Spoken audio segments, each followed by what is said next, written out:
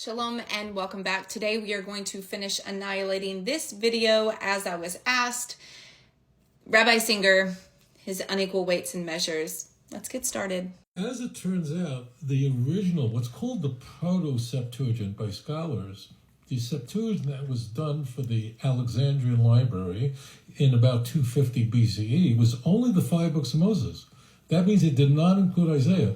There were so many accretions of the Septuagint. This gets a little, I just want to take one moment. And, you know, the King, 47 men rendered the King James in 1611.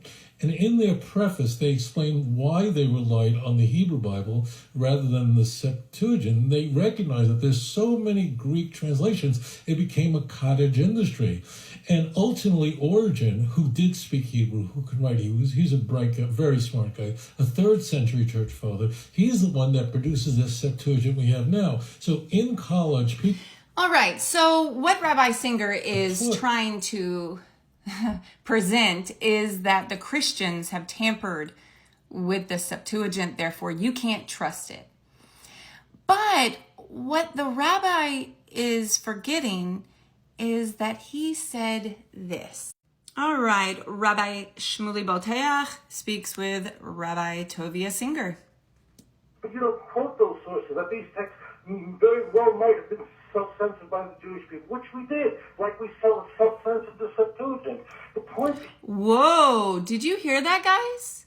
Did he just say that the Jews self-censored, aka tampered with, the Septuagint? Let's rewind that back and listen again. So that these texts very well might have been self-censored by the Jewish people, which we did, like we self-censored the Septuagint. Ooh, Rabbi, how come you did not tell anybody? And by the way, that's Megillah 9a through 9b. If you're interested, you can find this full video on my channel here.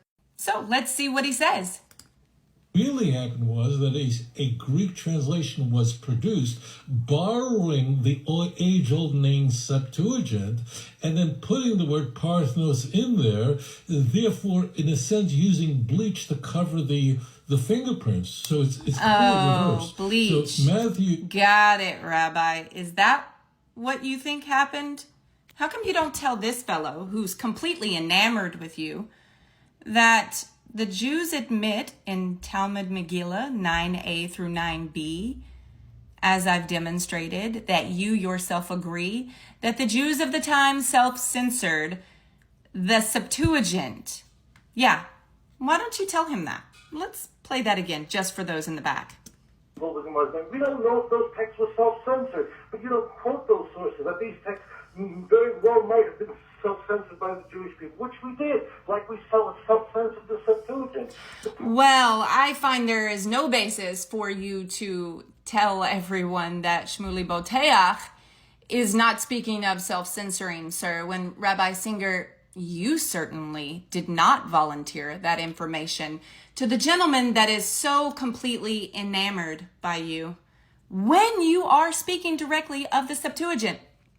I don't know what gives this man the chutzpah to say what he's about to say next after he's on record for saying what he just said about Jews tampering, self-censoring the Septuagint. Greek translation was produced borrowing the age-old name Septuagint and then putting the word Parthenos in there, therefore, in a sense, using bleach to cover the fingerprints. So it's completely reversed. So Matthew is altering the text in a criminal fashion. It's very deliberate. It's not an accident. And then you have Greek translations that are produced by the church to cooperate, to collaborate, to comport with, to bolster the mistranslations strewn all over the New Testament, in particular the book of Matthew. And wow, is here that comes such an important insight? So what you're saying is... I mean, just for a second, Jacob, that is such an insight. You have to digest that. Oh yeah, you got to digest that lie, because that's exactly what it is. You see, the only way that this rabbi would get away with something so ridiculous like this is to be standing in the presence of someone, the guy in the red shirt, who's ignorant. So in that way, Rabbi Singer surrounds himself with those who are eager to sit at his feet, who will not ask questions that he cannot answer.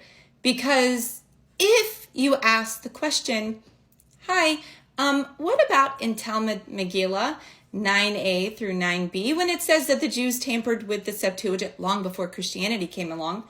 What do you think about that, Rabbi Singer, in light of the accusation you've just hurled against Christianity?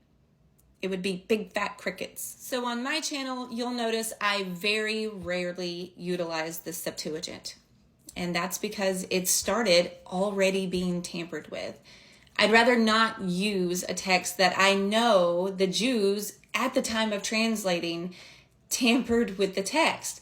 So what do we do about his accusation that it's the church that tampered with it? Now, what he's talking about is the church utilizing the scripts of the Hebrew and the Septuagint and bringing them back in accordance. And this is because they knew the Jews of the time had admitted to tampering with the text. Now, if you understand what I just said, you can look at your Septuagint that you have today, and it will not read as the Jews in the Talmud state they wrote it down to read.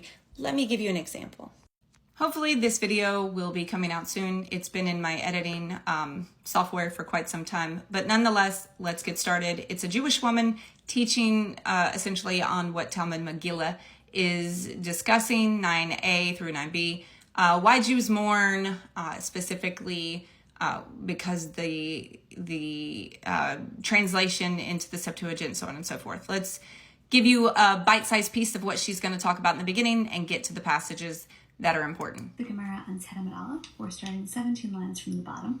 The Gemara had previously been discussing the contradiction between our Mishnah, which said that Sfarim, Sifrei Kodesh may be written in any language besides Hebrew. Rashbag said only Greek. And the Breitza, which says that Sfarim can only be in Hebrew. So they're talking about whether it's essentially good or kosher to translate into what languages, which Torah, yes or no, or nach. And so anyways, that's the starting point. The Gemara has just offered a solution to say that maybe only Torah can be translated into Greek and other books, nach may not be.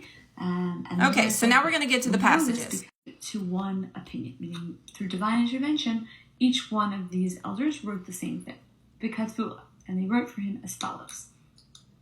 I've given you the Gemara text here, but below I've brought each actual pasuk, so you'll be able to see the difference between the pasuk as they wrote it. Right, this is the Hebrew translation of the Greek that they wrote. Did you hear her? Pay attention to this. To translate the Hebrew, and you can compare that with the original Hebrew. Each time they changed it to solve a problem, and I'll be mentioning what those problems are. So, Elohim bara bereshit is what they wrote. Do you see that? Elohim bara bereshit. That's construct form. Let's listen to what she says, the reasons why they changed it. Instead of, as I'm sure you're familiar with, bereshit bara Elohim. See that?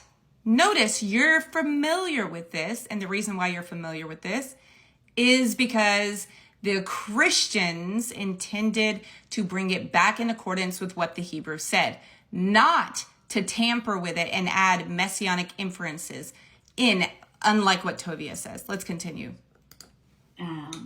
So as to avoid any suggestion, right, the Hebrew in the original is an unfamiliar, it's a strange word order. It could be interpreted as though there was someone named Bereshit doing the creating. So to avoid that impression, Elohim bara Bereshit, God created in the beginning. Are you understanding what she just said? Elohim bara, right? Create. Bereshit. They altered that. That's what it originally said according to their sources. Not Bereshit bara Elohim. Do you see the difference?